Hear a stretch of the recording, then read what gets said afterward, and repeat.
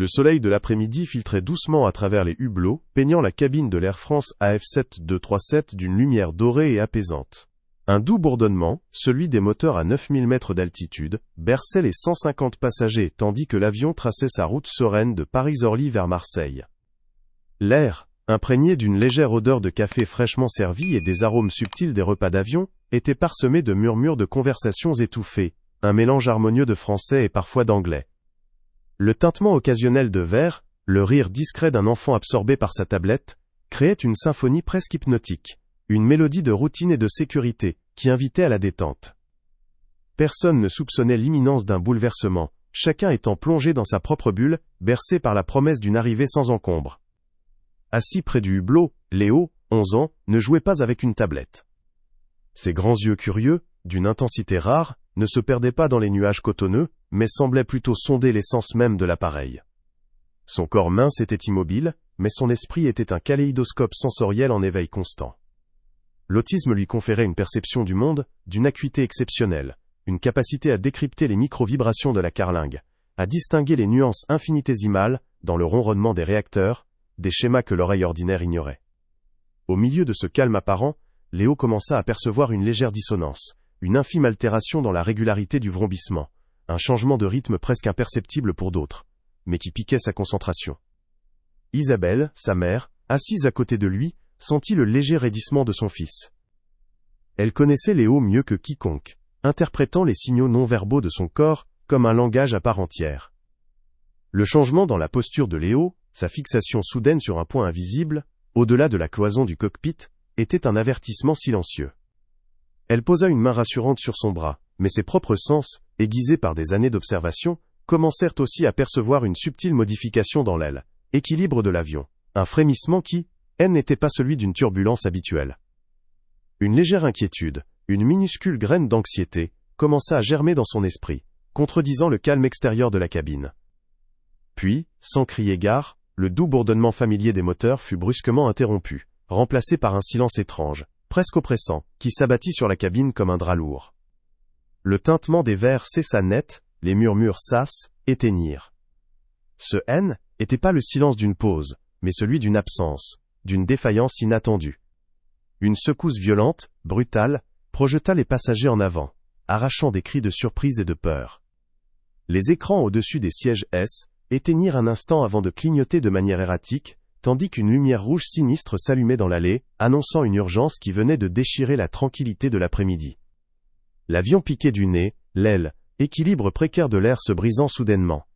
La panique, telle une vague déferlante, submergea la cabine. Des alarmes stridentes, hurlantes, résonnèrent, lacérant l'air et les tympans, ajoutant à la cacophonie de la peur. L'avion continuait sa descente erratique, des objets S, échappant des compartiments supérieurs, des sacs à main, des journaux, des couvertures, virevoltant dans un balai chaotique. Les hôtesses de l'air, leurs visages marqués par l'urgence, tentaient en vain de rassurer, leurs voix noyées dans les cris et les pleurs. « Mesdames et messieurs, veuillez rester calmes, attachez vos ceintures !» répétait Sandrine, l'hôtesse de l'air, sa voix tendue, mais ses efforts étaient futiles face à l'horreur collective. L'odeur du café se mêlait à celle, âcre, de la sueur et de l'adrénaline, tandis que le chaos devenait absolu. Au milieu de cette tempête humaine et mécanique, Léo restait étrangement calme. Ses yeux, loin de refléter la terreur générale, étaient fixés, d'une intensité presque clinique, vers l'avant de l'avion, vers la porte du cockpit. Sa main se leva, pointant un doigt mince, et déterminait vers cette direction, son regard cherchant désespérément celui de sa mère. Il ne criait pas, n'agitait pas les bras comme les autres enfants apeurés, mais sa concentration était palpable, presque vibrante. Isabelle, le cœur battant à tout rompre, le regarda, essayant de déchiffrer le message urgent dans ses yeux. Mais avant qu'elle ne puisse réagir, une nouvelle secousse violente projeta l'avion, et les masques à oxygène tombèrent du plafond dans un claquement sinistre, laissant planer une menace encore plus grave sur les vies à bord. Malgré le chaos assourdissant qui emplissait la cabine, le monde de Léo restait étrangement ordonné. Une sorte de bulle, où le tumulte extérieur se transformait en données à analyser. Son autisme N n'était pas un voile, mais une lentille, affûtant sa perception des fréquences et des résonances que d'autres ignoraient. Les alarmes stridentes, loin de le paralyser de peur, étaient des signaux distincts, chacun avec sa propre signature, qu'il s'efforçait de classer. Ses mains, habituellement agitées par un léger tic nerveux, étaient immobiles. serrant fermement le tissu de son pantalon, un point d'ancrage dans la tempête. Ce calme apparent était pas de l'indifférence, mais une profonde immersion dans le problème, son esprit cartographiant chaque vibration anormale de la carlingue, cherchant la note discordante, la fausse corde, dans la symphonie de la catastrophe imminente. Il ne ressentait pas la panique collective, mais la défaillance d'un système. Depuis son plus jeune âge, Léo avait développé une relation intime avec les sons et les mouvements répétitifs. Le ronronnement d'un moteur, les cliquetis d'une horloge, même le battement régulier des gouttes de pluie sur une fenêtre, étaient pour lui des schémas réconfortants, des langages que son esprit déchiffrait avec une facilité déconcertante. Dans l'avion, avant même le drame, il avait déjà mémorisé la signature sonore des réacteurs, la fréquence des vibrations du fuselage, une carte auditive détaillée de l'appareil. Était sa manière de comprendre et de maîtriser son environnement, une routine sensorielle vitale. Maintenant, cette carte était déchirée, les motifs brisés, et son esprit, avec une logique implacable, cherchait à identifier l'anomalie, à reconstruire le puzzle sonore de la défaillance. Ses yeux balayaient l'habitacle, non pas pour chercher un visage réconfortant, mais pour capter la moindre information visuelle confirmant ses perceptions auditives. La communication de Léo ne passait pas par les mots superflus ou les expressions faciales conventionnelles. Elle était d'une précision chirurgicale, souvent par le regard, le mouvement d'un doigt, ou une insistance silencieuse. Isabelle, sa mère, avait appris à lire ce langage non-verbal avec une acuité rare, comprenant l'urgence derrière un simple froncement de sourcils ou une fixation prolongée. Léo ne pouvait pas expliquer la complexité de ce qu'il percevait, la subtile altération du rythme cardiaque du commandant, le changement infime dans la pression de l'air, mais il savait qu'il devait le transmettre. Sa frustration ne se manifestait pas par des cris, mais par une tension palpable dans son corps, un désir ardent de faire comprendre l'âle, évidence qui le submergeait. Il pointait vers l'avant, encore et encore, son geste simple mais chargé d'une signification profonde, un appel désespéré à l'action.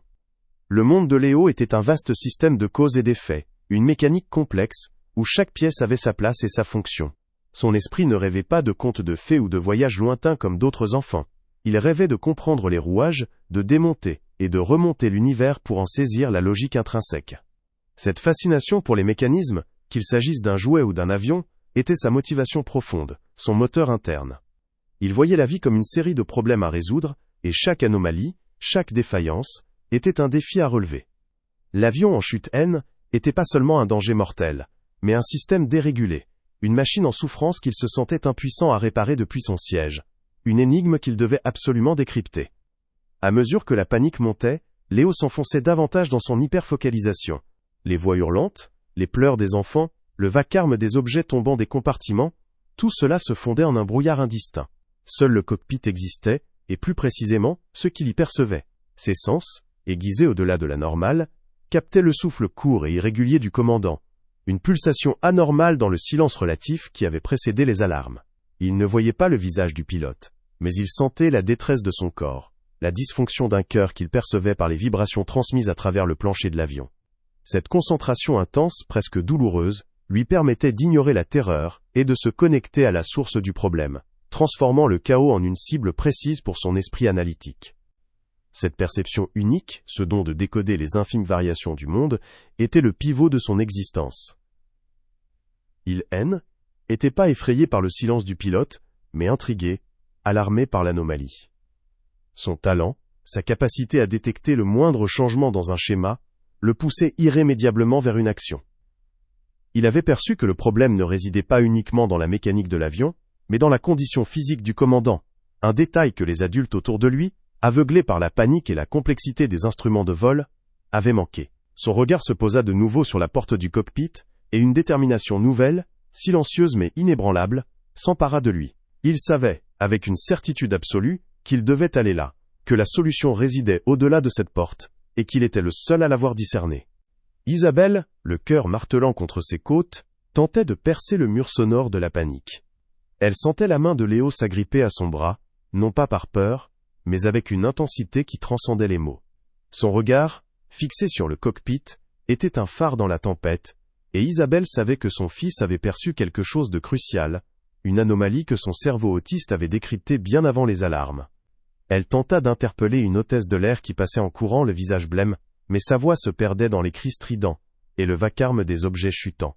Chaque secousse de l'avion la projetait en avant, mais elle s'accrochait à Léo, à la certitude silencieuse de son observation, cherchant désespérément un moyen de communiquer l'urgence au-delà de leur bulle. L'odeur du kérosène se mêlait désormais à l'aile, accrotée de la peur, et la cabine, naguère si paisible, était devenue un enfer sensoriel. Sandrine, l'hôtesse de l'air aux cheveux impeccablement tirés, luttait pour maintenir une façade de contrôle. Ses gestes étaient vifs, presque mécaniques, alors qu'elle tentait de repousser les passagers vers leur siège, sa voix métallique répétant les consignes de sécurité. Isabelle réussit enfin à l'intercepter, sa main se posant sur son bras, le visage suppliant. « Mademoiselle, mon fils. Il a vu quelque chose, il sent que le problème vient du pilote, pas de l'avion. » Sandrine la repoussa d'un mouvement brusque, son regard balayant Léo avec une impatience non dissimulée. « Madame, ce n'est pas le moment pour les caprices d'enfants. Restez à votre place, attachez-vous. Nous avons une procédure à suivre, pas de place pour les divagations. » Son ton, empreint de lassitude et d'une pointe de mépris, était une douche froide pour Isabelle, qui sentit la colère monter, étouffée par la panique ambiante. Malgré le rejet cinglant de Sandrine, Léo ne fléchissait pas. Son petit doigt, d'une précision déconcertante, continuait de pointer vers l'avant, son corps tendu par une volonté inébranlable. Ses yeux, d'une intensité presque douloureuse, cherchaient à transpercer la cloison du cockpit, comme s'ils pouvaient en voir les entrailles. Isabelle, le cœur brisé par l'incompréhension, tentait de le calmer, mais elle savait que cette fixation était le signe d'une urgence absolue, d'une connaissance qu'il ne pouvait exprimer.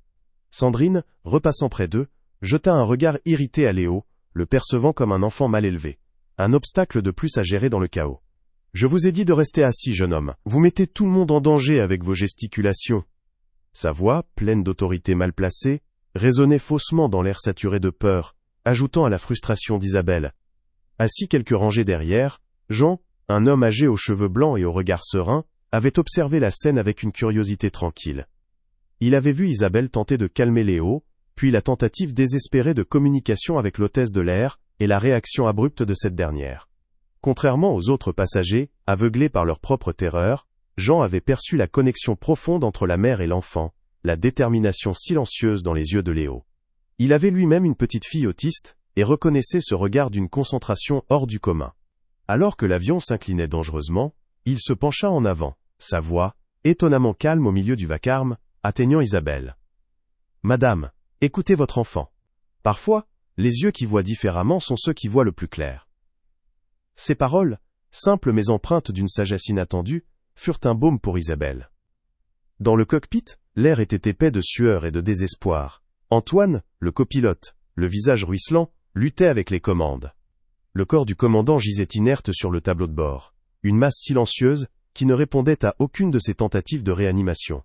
Les alarmes hurlantes des systèmes de l'avion se mêlaient à la voix robotique des avertissements de perte d'altitude. « Mayday, Mayday, AF7237, perte de contrôle, commandant inconscient, demande assistance !»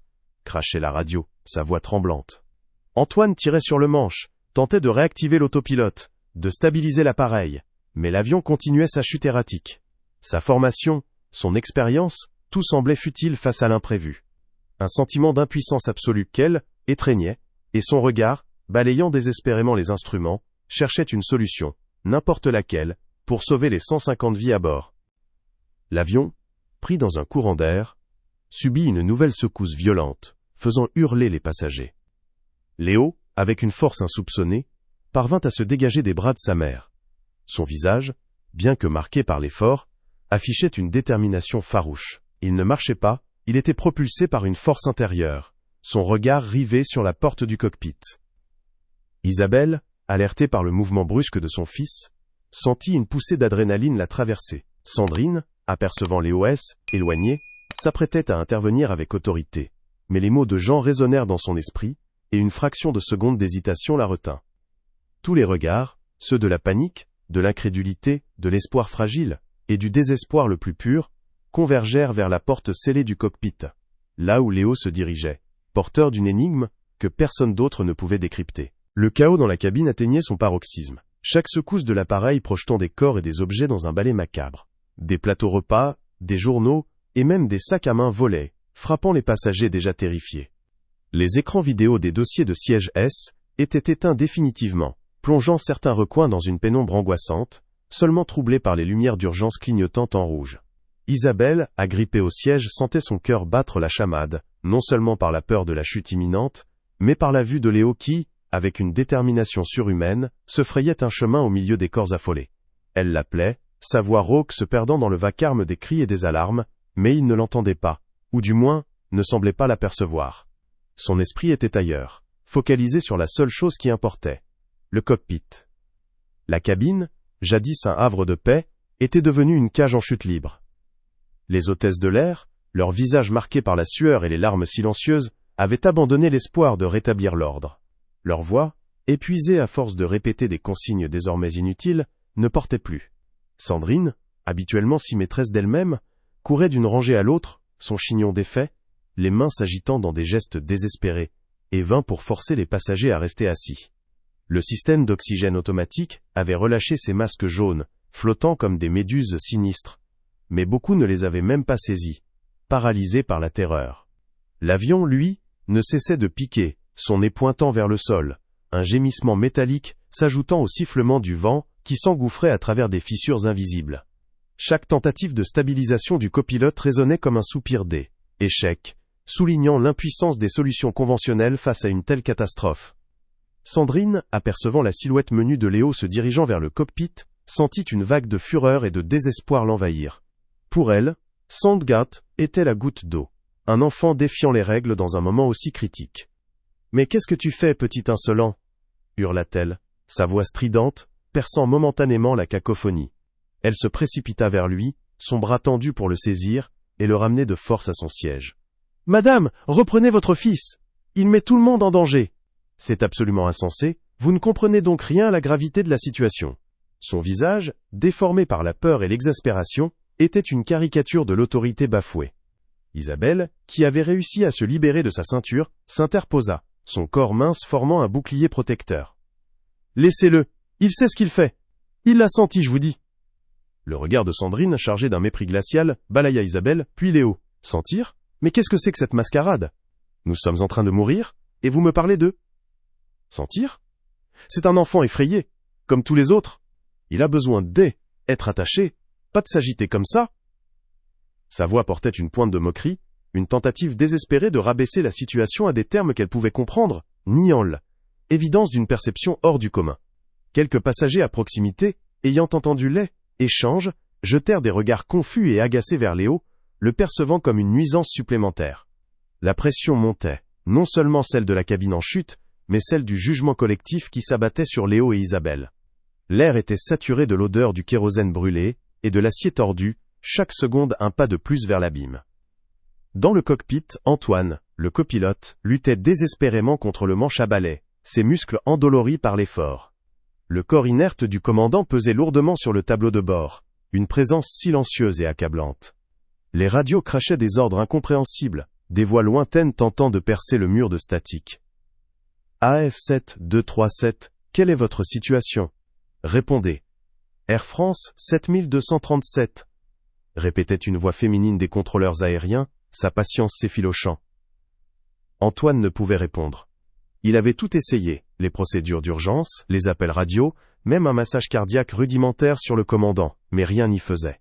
L'altitude diminuait à une vitesse terrifiante, les lumières rouges clignotaient sans relâche, et le sol, désormais visible à travers la verrière, se rapprochait à une vitesse vertigineuse. La solution conventionnelle n'existait plus, seulement le désespoir pur et simple. Avec une force que personne n'aurait pu soupçonner, Léo atteignit la porte du cockpit.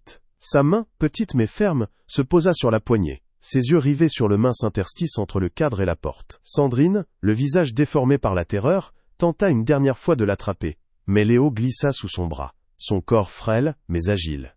Le vacarme des alarmes et des cris semblait éloigné pour Léo, remplacé par le rythme accéléré de son propre cœur et le bourdonnement précis qu'il sentait émaner de l'autre côté de la porte. L'avion piquait violemment, une secousse si forte qu'elle projeta Sandrine contre un siège. La porte du cockpit, sous la pression de la turbulence ou par une action interne du copilote, s'entr'ouvrit légèrement, révélant une lueur des instruments rougeoyants. Léo, avec une détermination implacable, se glissa dans l'ouverture, laissant derrière lui une cabine figée dans l'horreur, se demandant si un enfant, aussi particulier soit-il, pouvait réellement inverser le cours d'une telle catastrophe. Dans le cockpit, l'air était saturé de la sueur froide d'Antoine, le copilote, dont le visage pâle trahissait une terreur grandissante. Ses mains, tremblantes mais déterminées, agrippait le manche à balai, tentant désespérément de ramener l'avion à l'horizontale. Les écrans devant lui s'affolaient, affichant des données incohérentes. L'altimètre chutait à une vitesse alarmante, tandis que le variomètre indiquait une descente vertigineuse. Le corps inerte du commandant, affalé sur les commandes, était un poids mort et symbolique, une constante macabre dans ce tableau d'horreur. Antoine hurlait des instructions dans son micro, sa voix brisée par le désespoir, mais seule une friture statique lui répondait. Chaque tentative de redressement, chaque tirée sur le manche, se soldait par un échec cuisant, l'avion continuant sa chute erratique, refusant d'obéir à ses ordres désespérés. Les alarmes stridentes se mêlaient au sifflement du vent, créant une cacophonie infernale, qui martyrisait ses tympans déjà douloureux. Léo, ayant glissé dans l'habitacle exigu, fut immédiatement enveloppé par le chaos technique du cockpit. Loin d'être submergé par la panique qui aurait accablé un enfant de son âge, ses sens, aiguisés par son autisme, se mirent à analyser avec une acuité quasi surhumaine.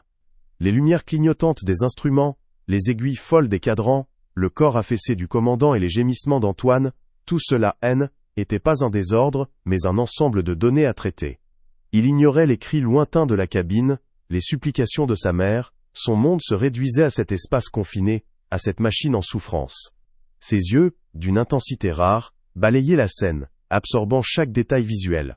La pâleur du pilote, la tension des muscles d'Antoine, la lueur sinistre des voyants d'alerte. Une nouvelle vibration, subtile mais distincte, émanait du corps du commandant, captant toute son attention.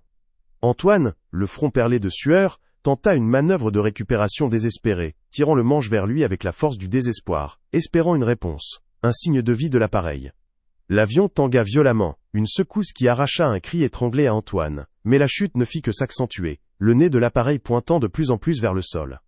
Il se tourna vers le commandant, le secouant une dernière fois, suppliant silencieusement une réaction, un signe. « Commandant, s'il vous plaît, réveillez-vous » murmura-t-il, sa voix rauque.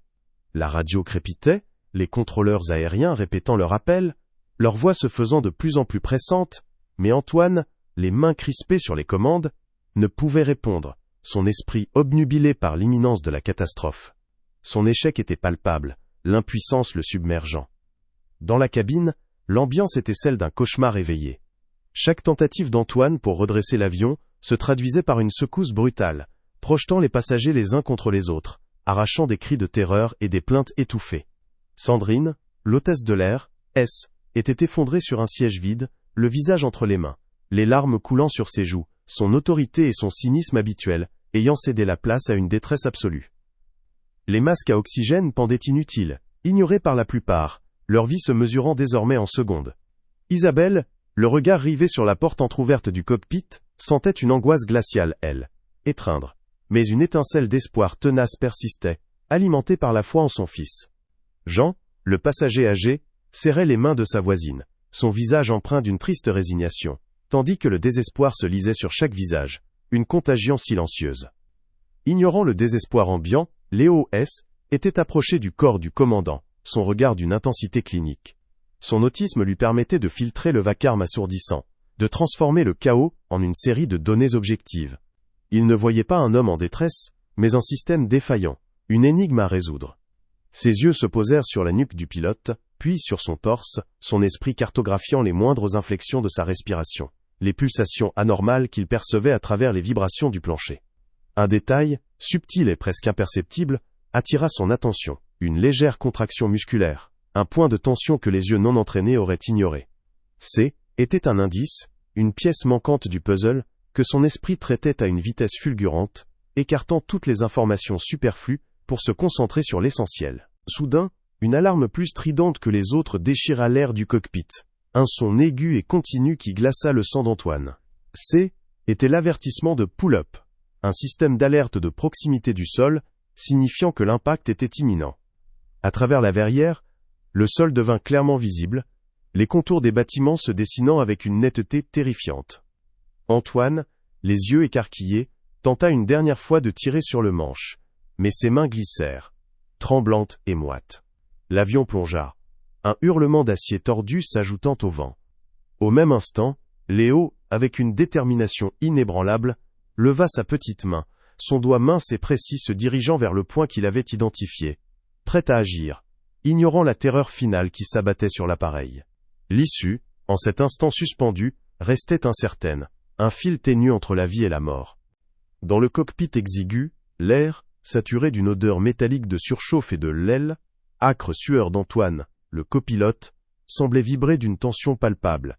Les lumières clignotantes des instruments peignaient son visage blême de reflets sinistres, tandis qu'il luttait désespérément avec le manche, le corps du commandant affalé et inerte à ses côtés. Une masse tragique. La présence soudaine de Léo, à peine une silhouette menue à l'entrée, fut pour Antoine un choc électrique, une apparition irréelle au cœur de l'horreur. « Mais qu'est-ce que... Sortez d'ici, tout de suite !» hurla-t-il, sa voix éraillée par la panique et l'effort, un mélange d'incrédulité et de fureur se lisant dans ses yeux exorbités. Pour lui, l'arrivée de cet enfant N était qu'une complication absurde, un obstacle de plus à une situation déjà désespérée, une hallucination due au stress extrême. Antoine, ses mains tremblantes refusant d'obéir aux commandes, tenta de repousser Léo du pied, un geste instinctif, presque animal, pour écarter cette gêne inattendue. « Non, vous n'avez rien à faire ici, c'est un cockpit, pas une cour de récréation. » Ces mots, chargés d'une autorité brisée, résonnaient faux dans l'habitacle en chute libre. Léo, bien que brièvement désarçonné par la violence verbale et le mouvement brusque, ne scia pas. Son regard, d'une intensité déroutante, ne se posa pas sur Antoine, mais traversa ce corps agité pour se fixer, avec une acuité clinique, sur le commandant inerte. La panique d'Antoine, les alarmes assourdissantes, les secousses incessantes de l'avion, tout cela se fondait en un arrière-plan sonore, une cacophonie que l'esprit de Léo filtrait, se concentrant sur les micro-vibrations émanant du corps du pilote. Derrière Léo, la silhouette d'Isabelle apparut dans l'ouverture de la porte, son visage marqué par les larmes, mais animé d'une détermination farouche. Elle avait vu l'échange, le geste d'Antoine, et son cœur de Mersa était serré. « Attendez, s'il vous plaît, écoutez-moi. Mon fils, il n'est pas comme les autres. Il perçoit des choses que nous ne voyons pas. Il a senti quelque chose chez le commandant, avant même que tout ne commence. » Sa voix, bien que tremblante, portait une conviction inébranlable, un écho de la sagesse de Jean. Elle posa une main rassurante sur d'elle, épaule de Léo, un geste silencieux d'encouragement, un ancrage émotionnel qui, pour Léo, signifiait la confiance et le soutien absolu, le libérant de toute hésitation résiduelle. Léo, libéré de l'interférence humaine par la protection maternelle, s'avança d'un pas délibéré, son regard rivé sur le commandant. Son esprit, une machine d'analyse sensorielle, décomposait la scène. Le sifflement anormal de la respiration du pilote, presque inaudible pour d'autres, la tension inhabituelle dans sa mâchoire, la position particulière de son bras qui, pour Léo, indiquait un blocage, une gêne physique précise. Ce N n'était pas un simple malaise, mais une défaillance mécanique du corps humain, un système dont les rouages étaient grippés. Il percevait la force des battements de son cœur à travers la vibration du plancher, une pulsation irrégulière qui contredisait le rythme habituel qu'il avait mémorisé au début du vol. Chaque détail, insignifiant pour le commun des mortels, était une donnée cruciale pour son diagnostic intuitif.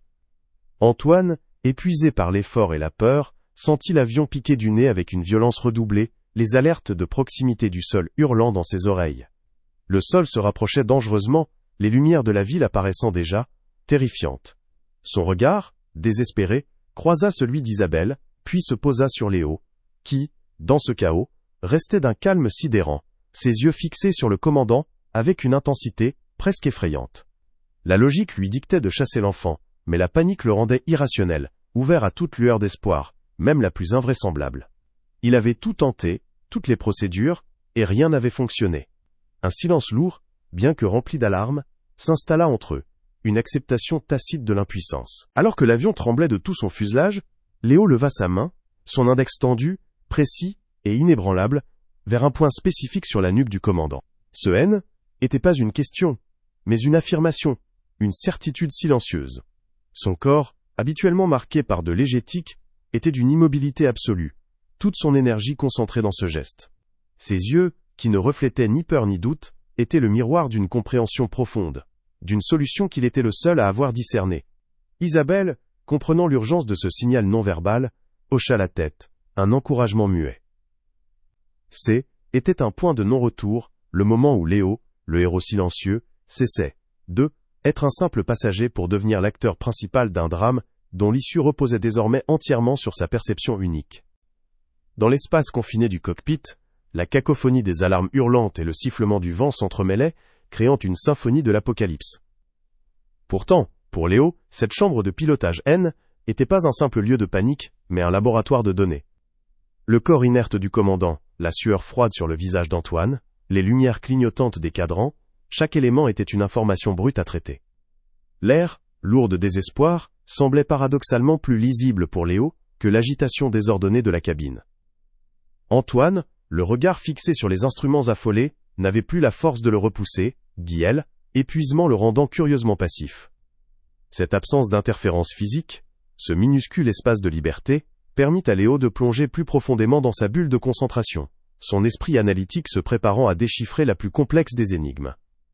Le temps, pour lui, ralentissait, chaque milliseconde se dilatant pour laisser place à une observation méticuleuse, ses sens en éveil, prêts à capter le moindre indice. La présence silencieuse d'Isabelle, adossée à l'encadrement de la porte, était un ancrage vital pour Léo. Malgré les larmes qui striaient son visage, et la peur qui tordait ses entrailles, son regard posé sur son fils était un mélange de foi inébranlable, et d'une compréhension profonde.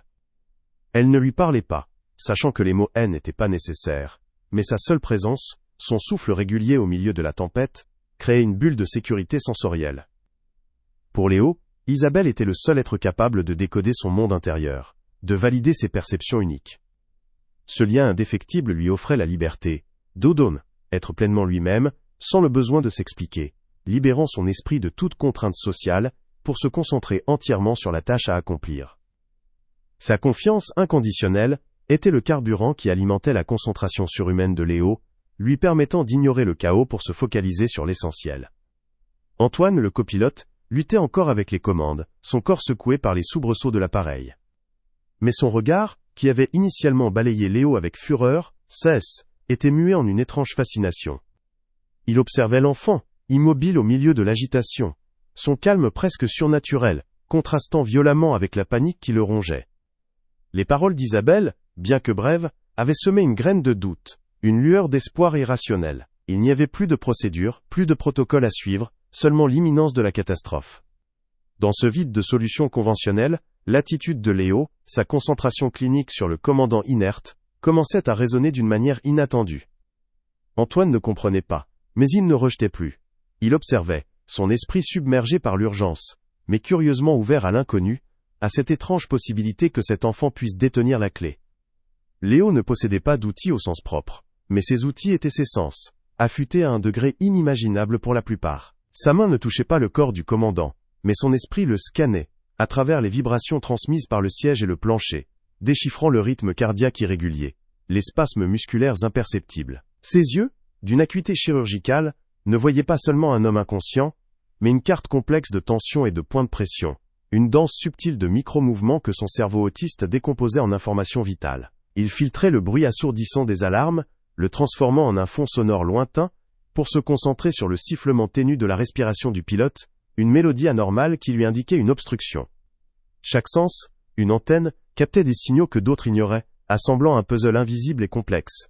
Son regard se posa avec une précision chirurgicale sur la nuque du commandant, là où les muscles semblaient contractés de manière anormale, puis glissa vers la clavicule, suivant une ligne de tension invisible. Léo percevait non seulement la posture du corps, mais aussi la manière dont l'air, échappait des poumons du pilote, une respiration saccadée et superficielle, qui trahissait une détresse profonde. Il sentait la circulation sanguine à travers les infimes pulsations du cou, un rythme désynchronisé qui résonnait dans sa propre perception des schémas. Était comme si chaque fibre du corps du commandant lui parlait, lui transmettant une histoire de blocage et de souffrance. Léo n'avait pas besoin de mots, les données sensorielles étaient un langage universel pour lui, et il les traitait avec la froide logique d'un superordinateur, écartant le superflu pour ne garder que l'essentiel, le point de bascule. La pull-up hurlait désormais sans relâche, un chant funèbre, annonçant l'impact imminent. Antoine, les yeux rivés sur le sol qui se rapprochait à une vitesse folle, n'avait plus de larmes, seulement une résignation glacée. Mais dans ce chaos terminal, Léo leva sa main, non pas pour chercher du réconfort, mais avec une détermination inébranlable. Son index, petit mais d'une précision absolue, se tendit vers un point spécifique sur le cou du commandant, un geste délibéré, chargé d'une certitude silencieuse. Son corps, habituellement agité par de légers mouvements répétitifs, était étrangement immobile, comme si toute son énergie était canalisée vers ce seul et unique objectif. Le silence de Léo, au milieu du vacarme assourdissant, était une déclaration, une promesse d'action. Il était prêt, son esprit ayant enfin décrypté l'énigme, prêt à poser le geste qui allait, peut-être, changer le destin de 150 vies. Dans l'habitacle surchargé d'alarmes et de la sueur froide d'Antoine, Léo, avec une détermination presque surhumaine, leva sa petite main. Son index, d'une précision chirurgicale, se posa sur un point infime de la nuque du commandant, juste sous l'oreille, là où une veine palpitait anormalement sous la peau. Ce N n'était pas un geste de panique, mais l'application d'une logique implacable, une réponse à un schéma de tension musculaire que son cerveau autiste avait instantanément décrypté. Une microcontraction du muscle sternocléido-mastoïdien, à peine perceptible pour un œil non entraîné, indiquait à Léo une compression nerveuse qui entravait la conscience du pilote. Il n'y avait pas de place pour le doute, seulement la certitude inébranlable de son diagnostic sensoriel, une vérité qu'il avait perçue avant même que l'avion ne pique du nez. Léo ne comprenait pas la médecine, mais il comprenait la mécanique des corps, les systèmes qui déraillaient. Pour lui, le corps du commandant N était qu'une autre machine complexe dont les rouages étaient grippés. La tension qu'il avait sentie à travers les vibrations du siège, la respiration sifflante, la position anormale de la tête du pilote, tout cela convergeait vers ce point précis de la nuque. En y appliquant une pression douce mais ferme, Léo cherchait à relâcher cette tension, à réinitialiser le système, comme il l'aurait fait avec un mécanisme bloqué. Son esprit, habitué à décortiquer les mouvements répétitifs des trains et des horloges, avait identifié l'anomalie et la solution avec une clarté désarmante, ignorant le chaos ambiant pour se concentrer sur cette unique et vitale tâche. Un gémissement sourd échappa des lèvres du commandant. Ses paupières, lourdes, tressaillirent imperceptiblement, un signe infime de vie qui échappa à Antoine, obnubilé par les instruments, mais qui fut capté par les sens aiguisés de Léo. Au même instant, Sandrine, l'hôtesse de l'air, s'efforçant de reprendre pied, aperçut la scène. Une fureur glaciale traversa son regard. « Mais qu'est-ce que vous faites, petit fou ? Lâchez-le. Vous ne comprenez rien à la gravité de la situation. Vous allez le tuer !» hurla-t-elle, sa voix stridente portant une panique renouvelée. Elle se précipita vers Léo, prête à l'arracher de force, son visage déformé par l'horreur et l'incrédulité, incapable de concevoir qu'un enfant puisse faire autre chose que nuire dans une telle catastrophe. Isabelle s'interposa, son corps mince formant un rempart entre Sandrine et Léo. « Non, laissez-le. Il sait ce qu'il fait !» cria-t-elle, sa voix tendue par émotion. Antoine, alerté par les cris de Sandrine, jeta un regard furtif sur Léo et le commandant. Il vit le tressaillement, le gémissement. Une étincelle d'espoir insensé, presque blasphématoire, traversa son esprit.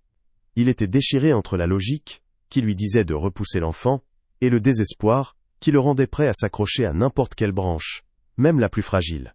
Le commandant N n'était pas revenu à lui, juste un signe ténu, une promesse lointaine. L'avion continuait sa chute implacable, le sol se rapprochant à une vitesse vertigineuse, les alarmes hurlant sans répit. Léo, indifférent aux cris de Sandrine et au dilemme d'Antoine, maintint sa pression, ajustant imperceptiblement l'angle de son doigt, comme un mécanicien précis réglerait un engrenage. Le corps du commandant réagit de nouveau, cette fois par une toux sèche, un spasme violent qui secoua l'intégralité de son torse. L'air, un instant, sembla s'engouffrer dans ses poumons avec une difficulté douloureuse. Était une micro-victoire, un signe indéniable que l'intervention de Léo avait un effet. Mais la cabine restait plongée dans le chaos, les passagers hurlant, les objets volant, et l'avion ne cessait de piquer, son nez pointant vers l'abîme. Le contraste entre cette minuscule lueur d'espoir et la terreur omniprésente était saisissant, une tension insoutenable. Le commandant, les yeux encore clos, laissa échapper un souffle plus profond, une respiration rauque mais régulière, qui n'avait rien à voir avec le sifflement d'avant. Son bras, qui était resté inerte, tressaillit et se contracta faiblement.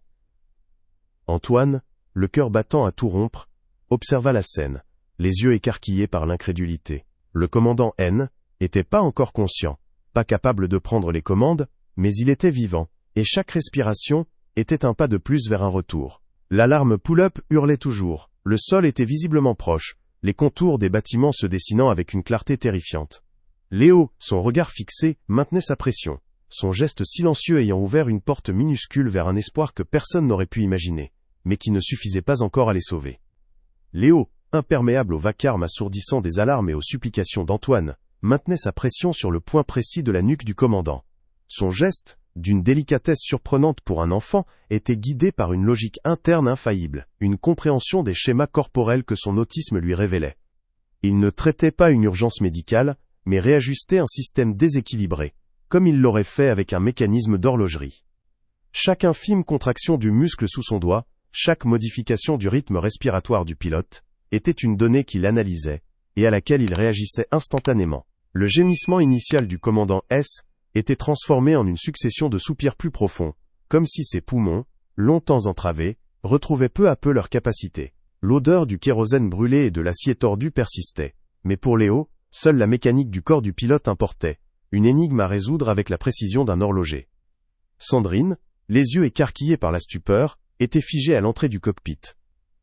La fureur initiale qui l'avait animée face à l'EOS était muée en une confusion grandissante, bordée d'une peur nouvelle et insidieuse. Elle avait vu le gémissement, puis la toux du commandant, et maintenant, ses respirations plus profondes.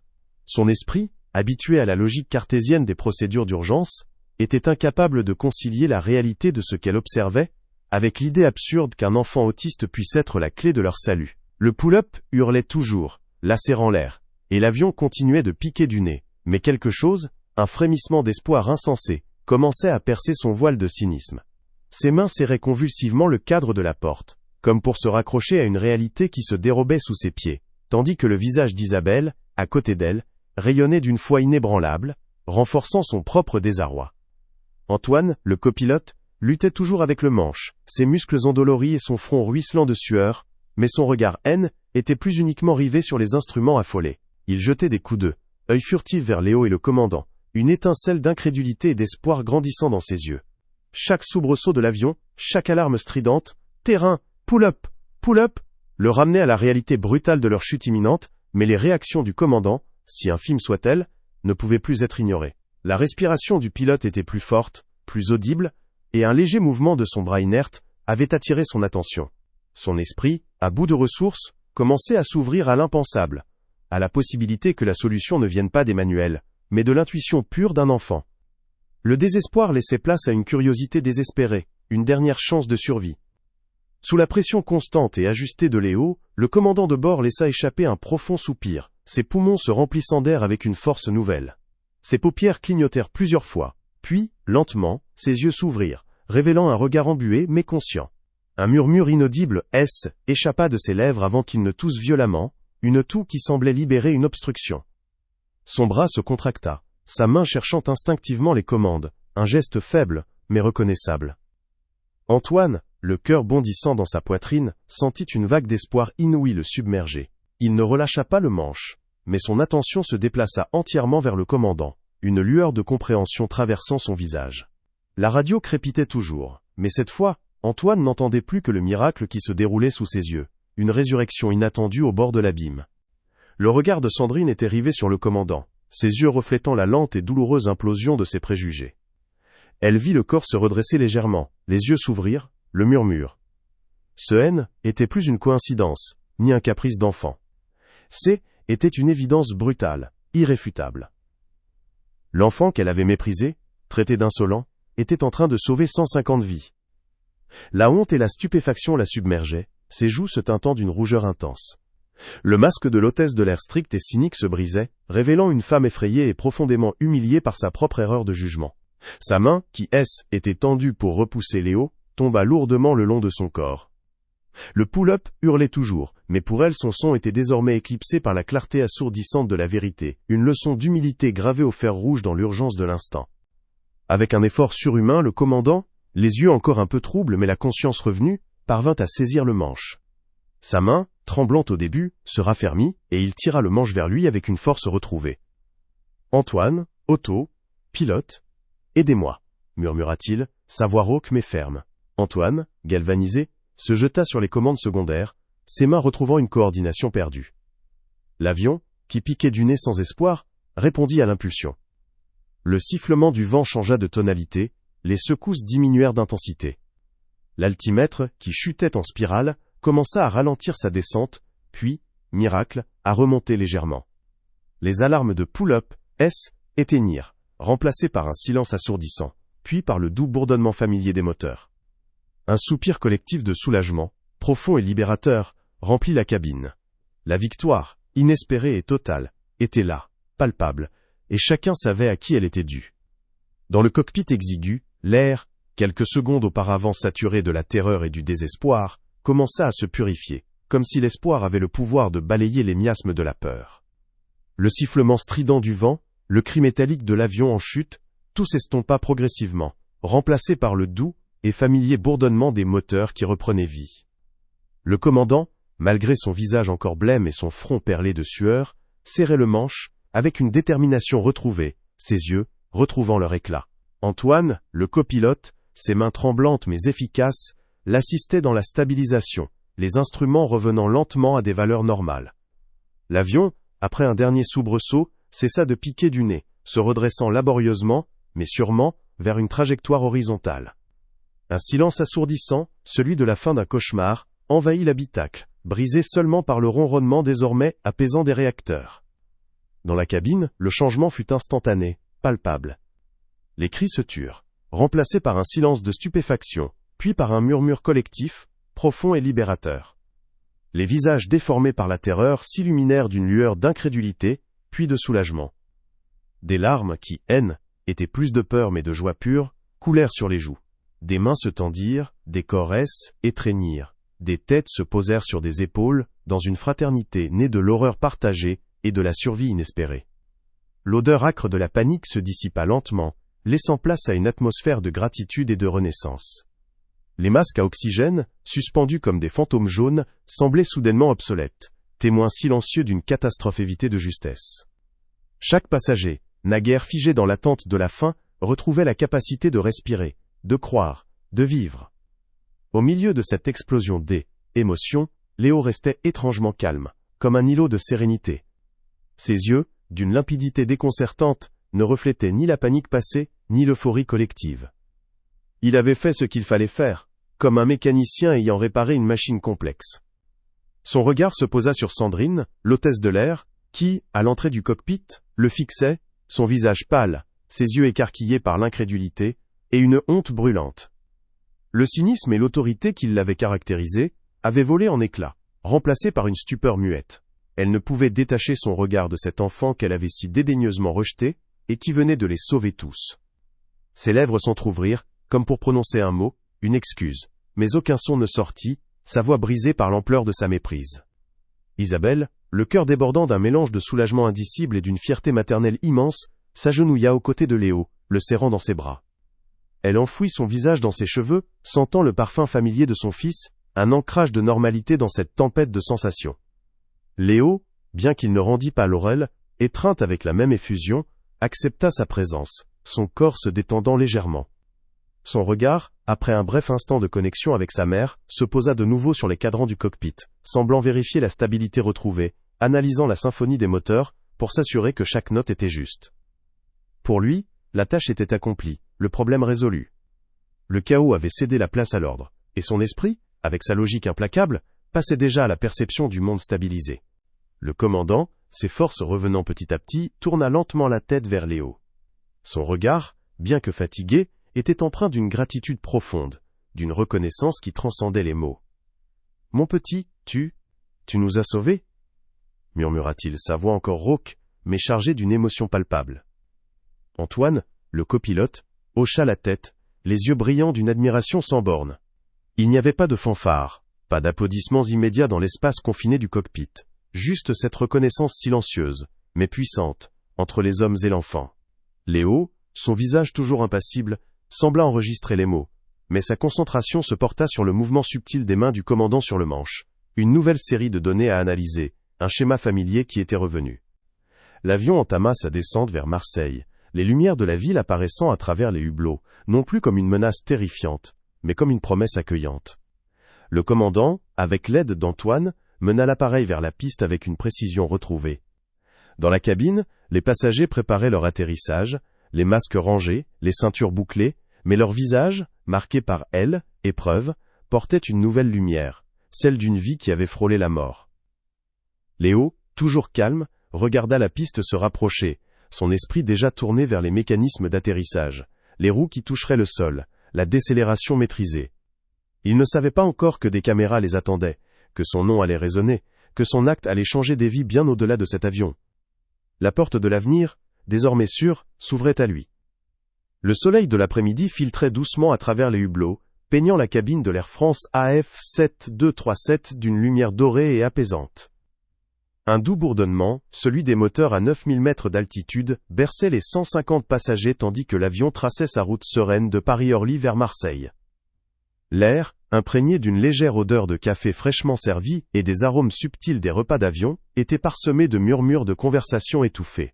Un mélange harmonieux de français, et parfois d'anglais. Le tintement occasionnel de verre, le rire discret d'un enfant absorbé par sa tablette, créait une symphonie presque hypnotique. Une mélodie de routine et de sécurité qui invitait à la détente. Personne ne soupçonnait l'imminence d'un bouleversement. Chacun étant plongé dans sa propre bulle, bercé par la promesse d'une arrivée sans encombre. Assis près du hublot, Léo, 11 ans, ne jouait pas avec une tablette. Ses grands yeux curieux, d'une intensité rare, ne se perdaient pas dans les nuages cotonneux, mais semblaient plutôt sonder l'essence même de l'appareil. Son corps mince était immobile, mais son esprit était un kaléidoscope sensoriel en éveil constant. L'autisme lui conférait une perception du monde d'une acuité exceptionnelle, une capacité à décrypter les micro-vibrations de la carlingue, à distinguer les nuances infinitésimales dans le ronronnement des réacteurs, des schémas que l'oreille ordinaire ignorait. Au milieu de ce calme apparent, Léo commença à percevoir une légère dissonance, une infime altération dans la régularité du vrombissement, un changement de rythme presque imperceptible pour d'autres, mais qui piquait sa concentration. Isabelle, sa mère assise à côté de lui, sentit le léger raidissement de son fils. Elle connaissait Léo mieux que quiconque, interprétant les signaux non-verbaux de son corps comme un langage à part entière. Le changement dans la posture de Léo, sa fixation soudaine sur un point invisible, au-delà de la cloison du cockpit, était un avertissement silencieux. Elle posa une main rassurante sur son bras, mais ses propres sens, aiguisés par des années d'observation, commencèrent aussi à percevoir une subtile modification dans elle, équilibre de l'avion, un frémissement qui, n'était pas celui d'une turbulence habituelle. Une légère inquiétude, une minuscule graine d'anxiété, commença à germer dans son esprit, contredisant le calme extérieur de la cabine. Puis, sans crier gare, le doux bourdonnement familier des moteurs fut brusquement interrompu, remplacé par un silence étrange, presque oppressant, qui s'abattit sur la cabine comme un drap lourd. Le tintement des verres cessa net, les murmures éteignirent. Ce n'était pas le silence d'une pause, mais celui d'une absence, d'une défaillance inattendue. Une secousse violente, brutale, projeta les passagers en avant, arrachant des cris de surprise et de peur. Les écrans au-dessus des sièges éteignirent un instant avant de clignoter de manière erratique, tandis qu'une lumière rouge sinistre s'allumait dans l'allée, annonçant une urgence qui venait de déchirer la tranquillité de l'après-midi. L'avion piquait du nez, layé, équilibre précaire de l'air se brisant soudainement. La panique, telle une vague déferlante, submergea la cabine. Des alarmes stridentes, hurlantes, résonnèrent, lacérant l'air et les tympans, ajoutant à la cacophonie de la peur. L'avion continuait sa descente erratique, des objets échappant des compartiments supérieurs, des sacs à main, des journaux, des couvertures, virevoltant dans un balai chaotique. Les hôtesses de l'air, leurs visages marqués par l'urgence, tentaient en vain de rassurer, leurs voix noyées dans les cris et les pleurs. « Mesdames et messieurs, veuillez rester calmes, attachez vos ceintures !» répétait Sandrine, l'hôtesse de l'air, sa voix tendue, mais ses efforts étaient futiles face à l'horreur collective. L'odeur du café se mêlait à celle, âcre, de la sueur et de l'adrénaline, tandis que le chaos devenait absolu. Au milieu de cette tempête humaine et mécanique, Léo restait étrangement calme. Ses yeux, loin de refléter la terreur générale, étaient fixés, d'une intensité presque clinique, vers l'avant de l'avion, vers la porte du cockpit. Sa main se leva, pointant un doigt mince et déterminé vers cette direction, son regard cherchant désespérément celui de sa mère. Il ne criait pas, n'agitait pas les bras comme les autres enfants apeurés, mais sa concentration était palpable, presque vibrante. Isabelle, le cœur battant à tout rompre, le regarda, essayant de déchiffrer le message urgent dans ses yeux. Mais avant qu'elle ne puisse réagir, une nouvelle secousse violente projeta l'avion, et les masques à oxygène tombèrent du plafond dans un claquement sinistre, laissant planer une menace encore plus grave sur les vies à bord. Malgré le chaos assourdissant qui emplissait la cabine, le monde de Léo restait étrangement ordonné, une sorte de bulle où le tumulte extérieur se transformait en données à analyser. Son autisme n'était pas un voile, mais une lentille, affûtant sa perception des fréquences et des résonances que d'autres ignoraient. Les alarmes stridentes, loin de le paralyser de peur, étaient des signaux distincts, chacun avec sa propre signature, qu'il s'efforçait de classer. Ses mains, habituellement agitées par un léger tic nerveux, étaient immobiles, serrant fermement le tissu de son pantalon, un point d'ancrage dans la tempête. Ce calme apparent n'était pas de l'indifférence, mais une profonde immersion dans le problème, son esprit cartographiant chaque vibration anormale de la carlingue, cherchant la note discordante, la fausse corde dans la symphonie de la catastrophe imminente. Il ne ressentait pas la panique collective, mais la défaillance d'un système. Depuis son plus jeune âge, Léo avait développé une relation intime avec les sons et les mouvements répétitifs. Le ronronnement d'un moteur, les cliquetis d'une horloge, même le battement régulier des gouttes de pluie sur une fenêtre, étaient pour lui des schémas réconfortants. Des langages que son esprit déchiffrait avec une facilité déconcertante. Dans l'avion, avant même le drame, il avait déjà mémorisé la signature sonore des réacteurs, la fréquence des vibrations du fuselage, une carte auditive détaillée de l'appareil. Était sa manière de comprendre et de maîtriser son environnement, une routine sensorielle vitale. Maintenant cette carte était déchirée, les motifs brisés, et son esprit, avec une logique implacable, cherchait à identifier l'anomalie, à reconstruire le puzzle sonore de la défaillance.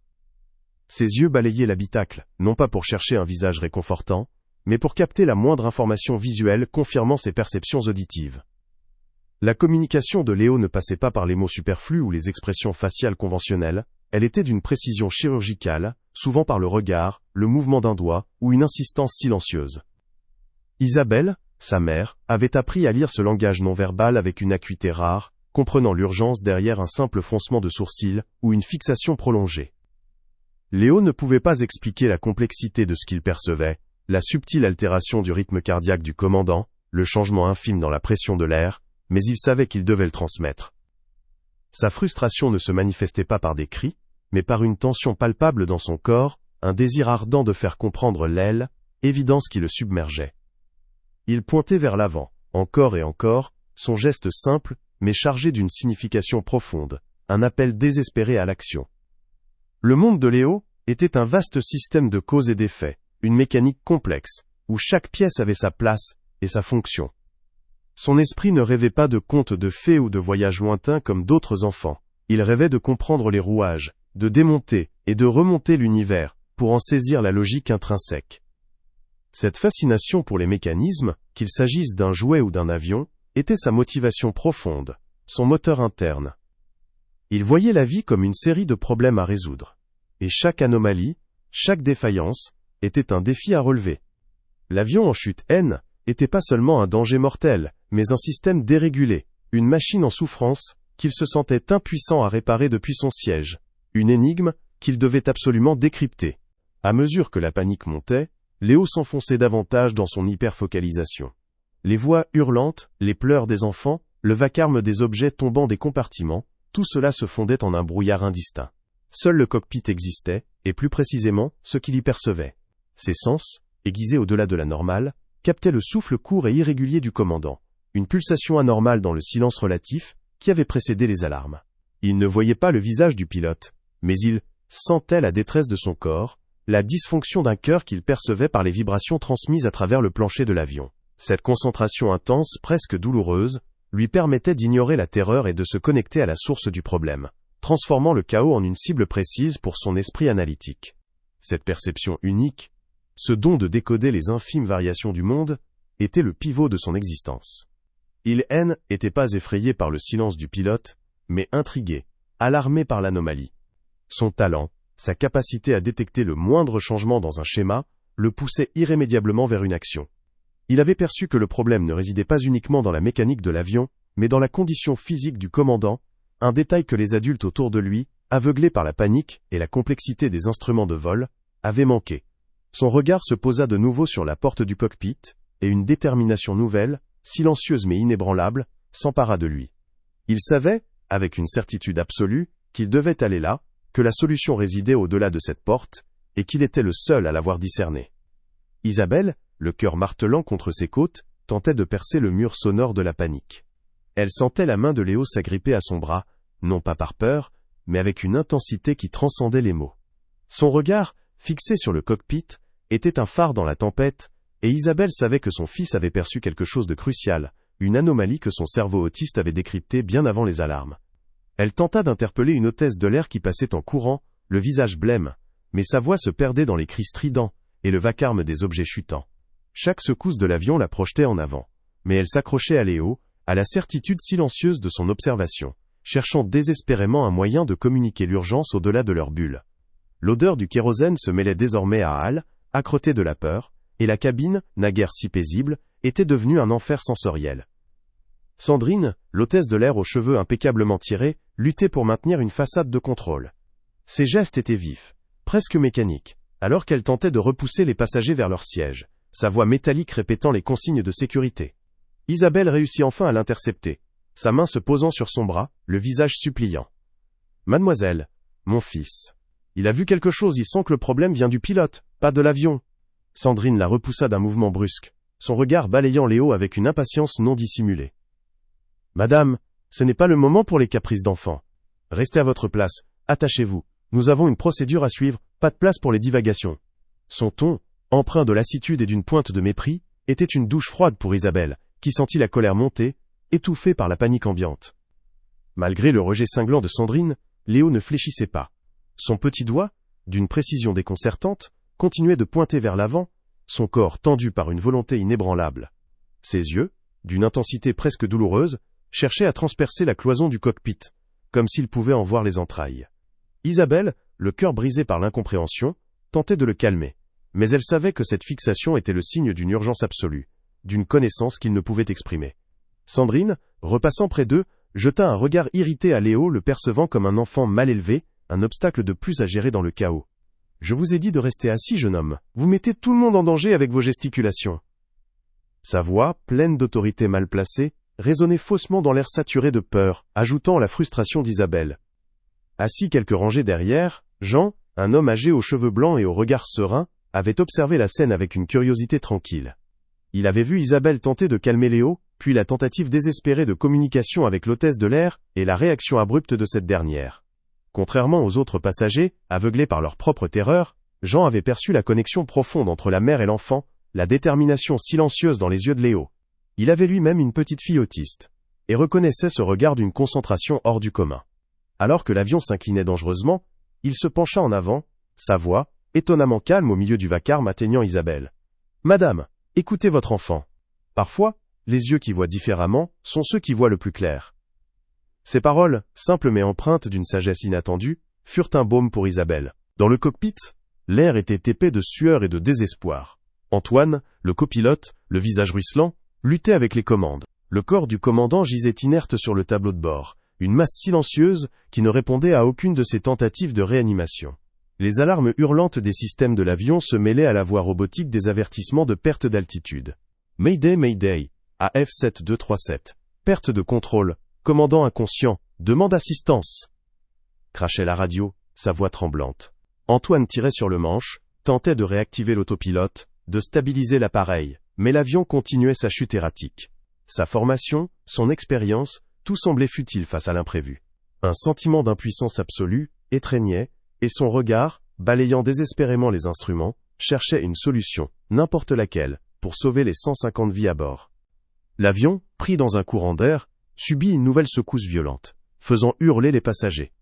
Léo, avec une force insoupçonnée, parvint à se dégager des bras de sa mère. Son visage, bien que marqué par l'effort, affichait une détermination farouche. Il ne marchait pas, il était propulsé par une force intérieure, son regard rivé sur la porte du cockpit. Isabelle, alertée par le mouvement brusque de son fils, sentit une poussée d'adrénaline la traverser.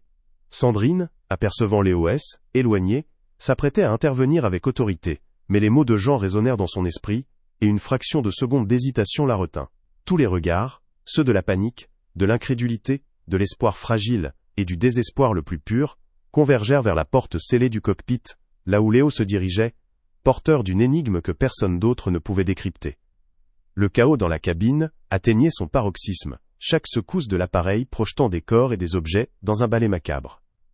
Des plateaux repas, des journaux et même des sacs à main volaient, frappant les passagers déjà terrifiés. Les écrans vidéo des dossiers de siège S étaient éteints définitivement, plongeant certains recoins dans une pénombre angoissante, seulement troublée par les lumières d'urgence clignotantes en rouge. Isabelle, agrippée au siège, sentait son cœur battre la chamade, non seulement par la peur de la chute imminente, mais par la vue de Léo qui, avec une détermination surhumaine, se frayait un chemin au milieu des corps affolés. Elle l'appelait, sa voix rauque se perdant dans le vacarme des cris et des alarmes, mais il ne l'entendait pas, ou du moins, ne semblait pas l'apercevoir. Son esprit était ailleurs, focalisé sur la seule chose qui importait, le cockpit. La cabine, jadis un havre de paix, était devenue une cage en chute libre.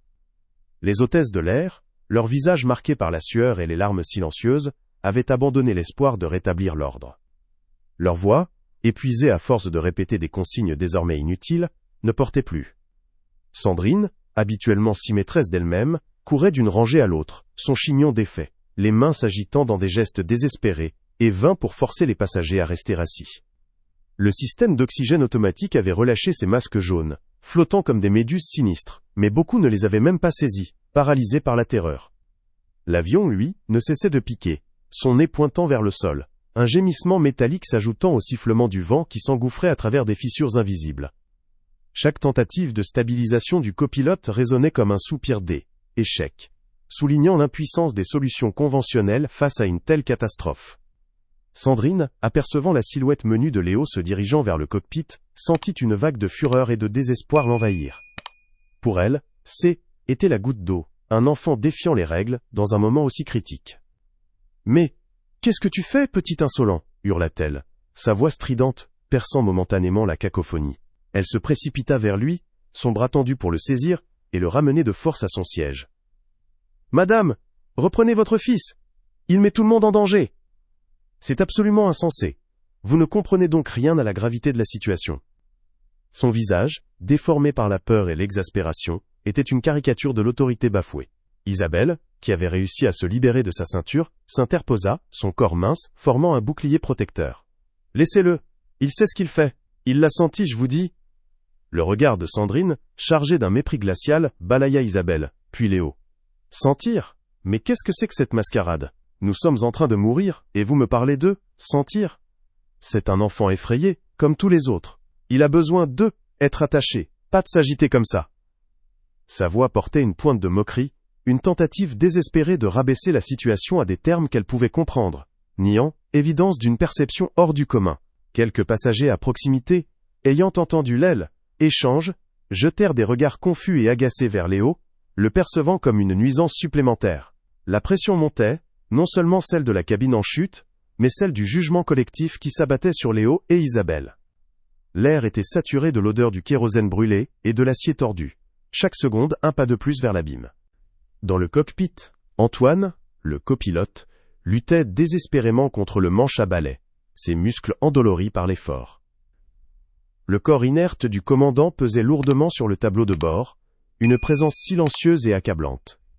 Les radios crachaient des ordres incompréhensibles, des voix lointaines tentant de percer le mur de statique. « AF7237, quelle est votre situation ?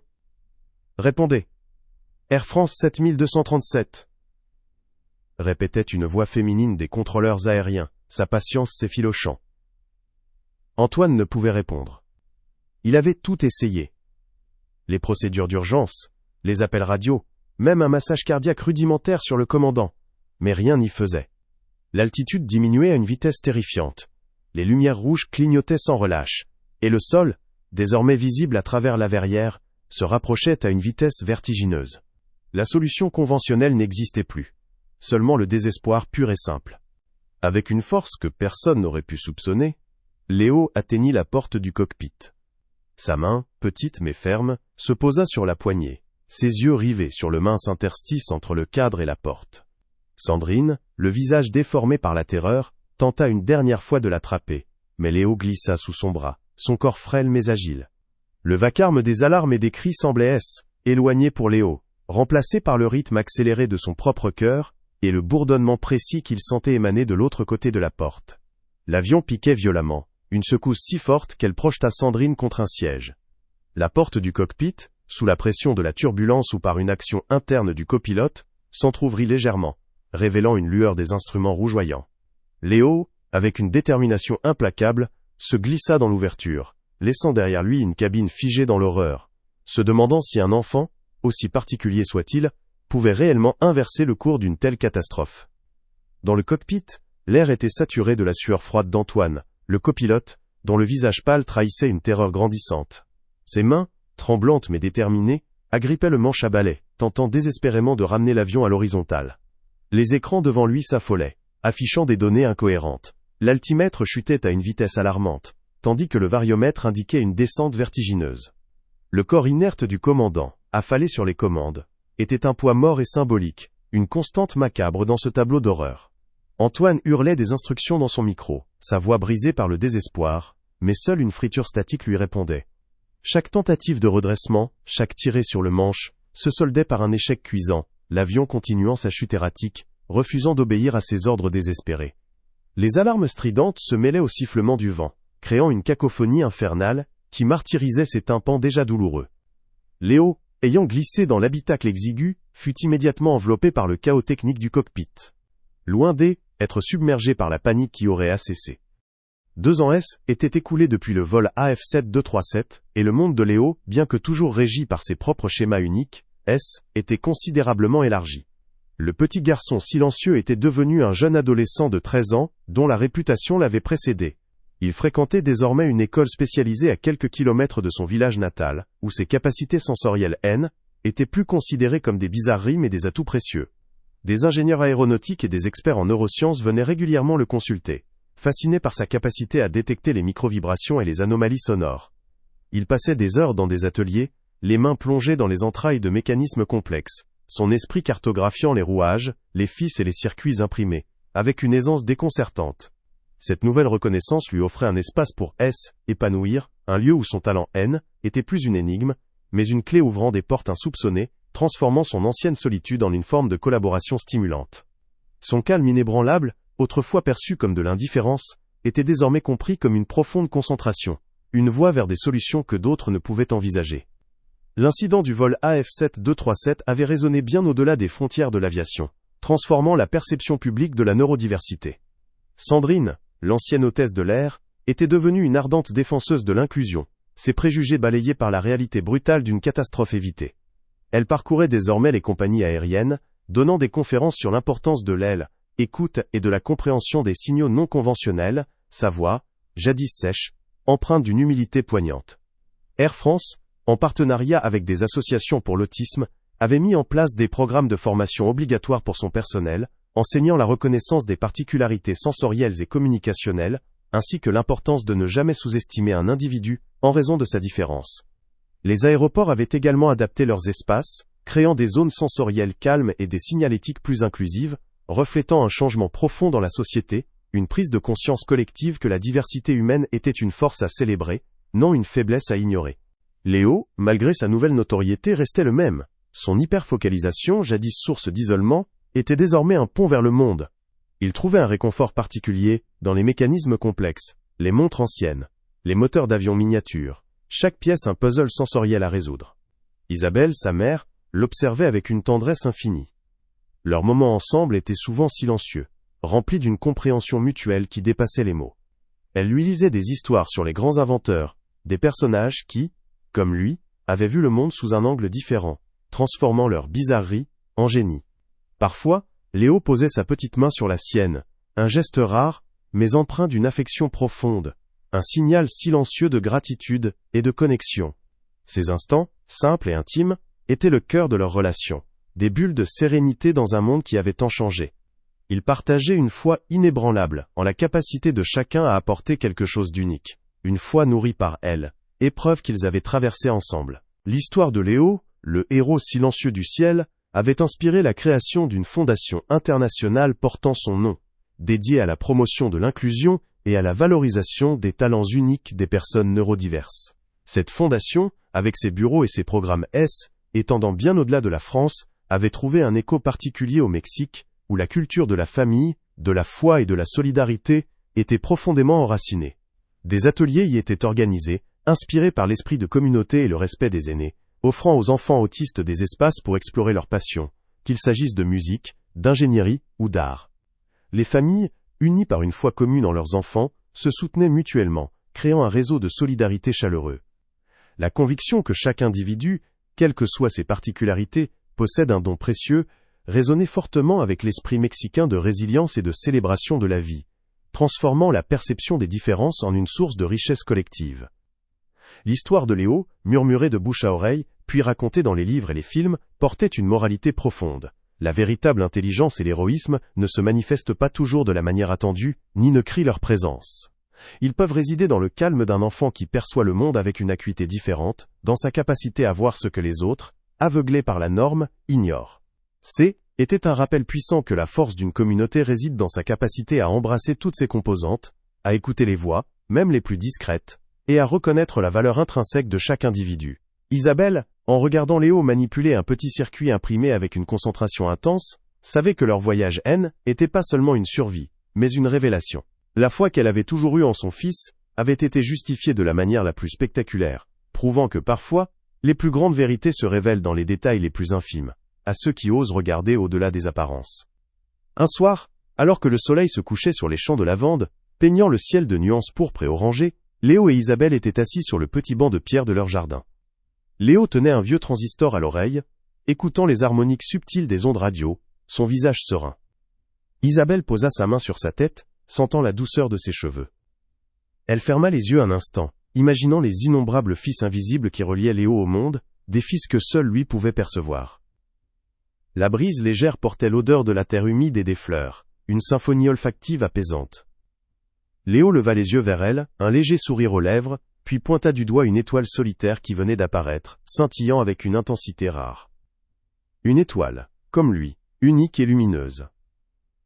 Son silence était un langage, une promesse. Dans le cœur de chaque différence, réside une lumière capable d'éclairer le monde.